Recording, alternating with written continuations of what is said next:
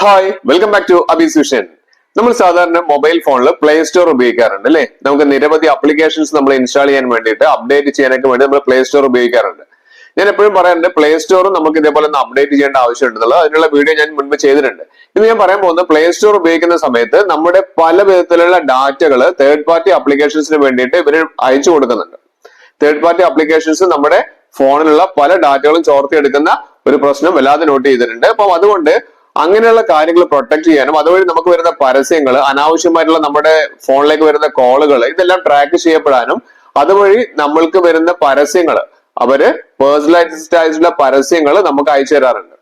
നമ്മൾ ഏതെങ്കിലും ഒരു സെർച്ച് പ്രൊഡക്ട്സിനെ കുറിച്ചിട്ട് ഏതെങ്കിലും ഒരു പ്രൊഡക്റ്റിനെ കുറിച്ച് നമ്മൾ ആരോടെങ്കിലും സംസാരിക്കുന്ന സമയത്ത്, അല്ലെങ്കിൽ നമ്മൾ ഏതെങ്കിലും ഒരു പ്രൊഡക്റ്റിനെ കുറിച്ച് യൂട്യൂബിൽ സെർച്ച് ചെയ്യുന്ന സമയത്ത് നമുക്ക് അതിന്റെ റിലേറ്റഡ് ആയിട്ടുള്ള പരസ്യങ്ങൾ നമുക്ക് സെർച്ച് റിലേറ്റഡ് ആയിട്ട് വരാറുണ്ട്.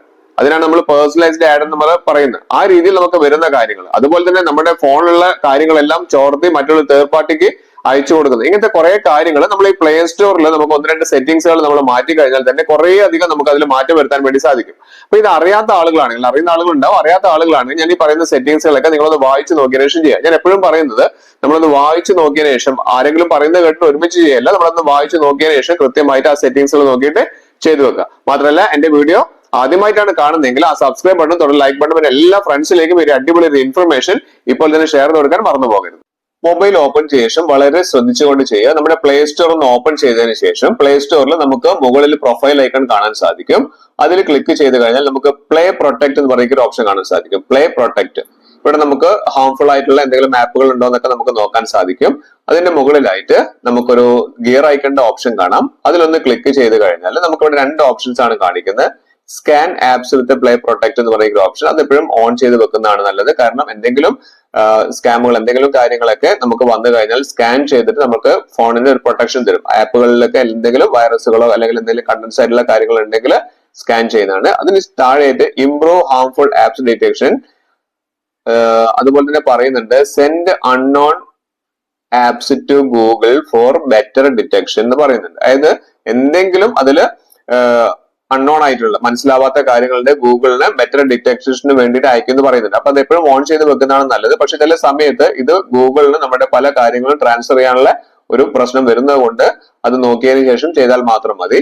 അതിനുശേഷം ഇവിടെ നമ്മളോട് പറയുന്നുണ്ട് നോ ഹാർംഫുൾ ആപ്സ് ഫൗണ്ട് എന്ന് പറയുന്നത് കാണിക്കുന്നത്, അത് ഓട്ടോമാറ്റിക്കലി എടുക്കുന്നതാണ്. അപ്പൊ നിങ്ങൾ ഒന്ന് ചെയ്യേണ്ട എന്താന്ന് വെച്ചിട്ടുണ്ടെങ്കിൽ ആഴ്ചയിൽ ഒരു ദിവസമെങ്കിലും നിങ്ങൾ ഈ പറഞ്ഞിരിക്കുന്ന ആ സ്കാൻ എന്ന് പറയുന്ന ഓപ്ഷൻ ഒന്ന് കൊടുക്കുന്നത് നല്ലതാണ്. കാരണം ഇവിടെ റീസെന്റ് സ്കാൻഡ് ആപ്സ് കാണിക്കുന്ന ഏകദേശം ഒരു 140ഓളം ആപ്സുകൾ നമ്മുടെ ഫോണിൽ, ഞാൻ എന്റെ ഫോണിൽ ഇൻസ്റ്റാൾ ചെയ്ത് വെച്ചിട്ടുണ്ട്. അപ്പൊ അതൊന്ന് സ്കാൻ ചെയ്ത് നോക്കിയാൽ നമുക്ക് മനസ്സിലാവും എന്തെങ്കിലും വൈറസുകളോ അല്ലെങ്കിൽ അങ്ങനെ എന്തെങ്കിലും കണ്ടന്റുള്ള കാര്യങ്ങളൊക്കെ നമ്മുടെ ആപ്പിൽ വന്നിട്ട് നമ്മുടെ ഫോണിന് പ്രശ്നങ്ങൾ ഉണ്ടാക്കുന്നുണ്ടെങ്കിൽ അത് നമുക്ക് കാണാൻ സാധിക്കും. ഞാൻ ഇവിടുന്ന് ജസ്റ്റ് ഒന്ന് മാനുവലി ഞാൻ ഇവിടുന്ന് സ്കാൻ കൊടുക്കുകയാണ്.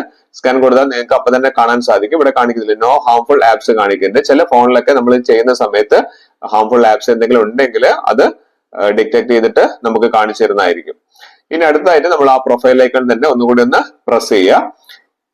പ്രൊഫൈൽ ഐക്കൺ ഏറ്റവും മുകളിൽ കാണേണ്ട, അത് പ്രസ് ചെയ്ത് കഴിഞ്ഞിട്ട് നമുക്ക് താഴേക്ക് വന്നു കഴിഞ്ഞാൽ പ്രൊഫൈൽ ഐക്കണിൽ സെറ്റ് ചെയ്ത് താഴേക്ക് വന്നു കഴിഞ്ഞാൽ സെറ്റിംഗ്സ് തന്നെ അഗൈൻ ഒന്ന് പോയി കഴിഞ്ഞാൽ ഇവിടെ ജനറൽ എന്ന് പറയുന്ന ഒരു ഓപ്ഷൻ കാണാൻ വേണ്ടി സാധിക്കും. ആ ജനറൽ എന്ന് പറയുന്ന ഒരു ഓപ്ഷനിൽ നമുക്ക് പോയി കഴിഞ്ഞിട്ടുണ്ടെങ്കിൽ ഇവിടെ നമുക്ക് കാണുന്നുണ്ട് ആപ്പ് ഇൻസ്റ്റാൾ ഒപ്റ്റിമൈസേഷൻ എന്ന് പറയുന്ന ഒരു ഓപ്ഷൻ ഉണ്ട്. Send data to Google about which part of apps you use എന്ന് പറയുന്ന ഒരു ഓപ്ഷൻ ഉണ്ട്. അതെല്ലാവരും അധികവും ഓൺ ആണ് ഉണ്ടാവുക. അപ്പൊ നമുക്ക് ഇതുവഴി ഓൺ ആക്കുന്ന വഴി നമുക്ക് പല കാര്യങ്ങളും തേർഡ് പാർട്ടിക്ക് പോകാനുള്ള കാര്യങ്ങളൊക്കെ നമുക്ക് ഇതുവഴി ഉണ്ടാവുന്നുണ്ട്. അതായത് making apps faster, install open and run for everyone on Play എന്ന് പറഞ്ഞ ഒരു ഓപ്ഷൻ ആണ് ഇതിൽ വന്നിരിക്കുന്നത്. അത് അധികവും എല്ലാവരുടെയും ഓൺ ആണ് ഉണ്ടാവുക. അതൊന്ന് ജസ്റ്റ് ഒന്ന് ഓഫ് ചെയ്തിടുന്നത് നല്ലതാണ്.